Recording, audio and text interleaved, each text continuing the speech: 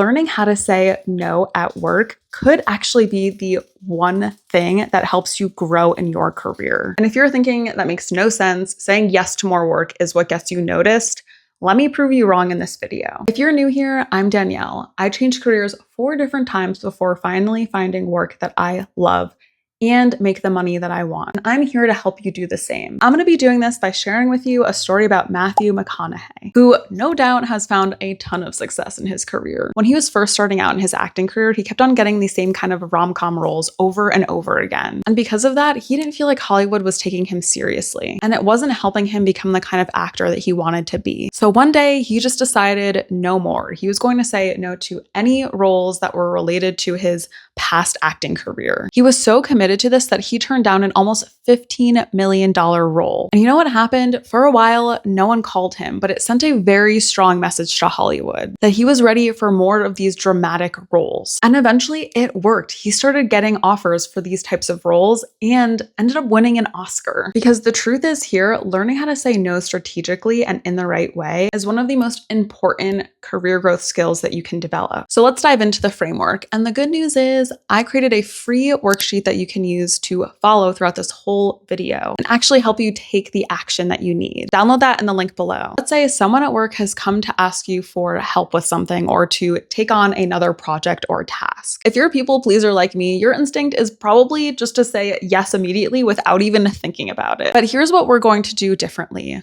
We're going to take a little bit of time before saying yes. We will pause and ask ourselves a few questions. First is, do I actually have capacity for this right now? If you're already feeling overworked, the answer is probably no. But we don't want to say no yet because we want to evaluate how much this project or task can help us grow and learn. The next question to ask is, how much impact will it have on the company or project? So if this is just a question of, can you start taking more meeting notes or scheduling these meetings or even organizing this happy hour, that's probably something that isn't going to help you learn and grow in your career or help the company that much. But if this is some brand new innovative project that could skyrocket sales for the company, that's probably something that we want to take a look at. So the next question is, does it align with my strengths and career goals? Is this something that I'm good at that I will enjoy doing? And lastly, am I going to get pretty high visibility with leadership by doing this? And is it tied to some measurable results? These answers are going to help us with step 2, which is rating the task to decide if we actually want to move forward with saying yes. So we're going to be using a 1 to 5 scale where 5 is the highest rated and a 1 is the lowest. The first is on time and capacity. So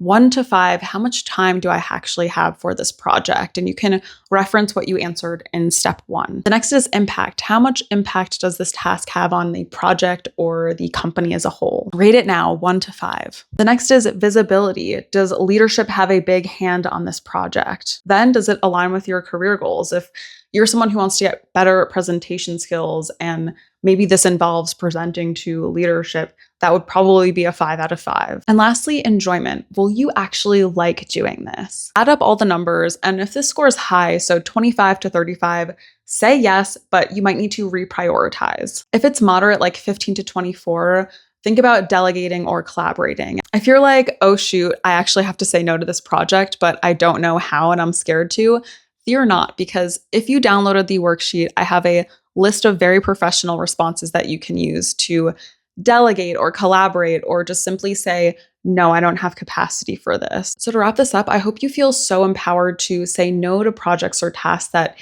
you don't have capacity for or don't align with your career growth, because this is going to open so many more doors for you. As someone who used to be absolutely terrified to say no and now feel really empowered to, it has helped me so much in my career. Thank you so much for watching, and I will see you next time.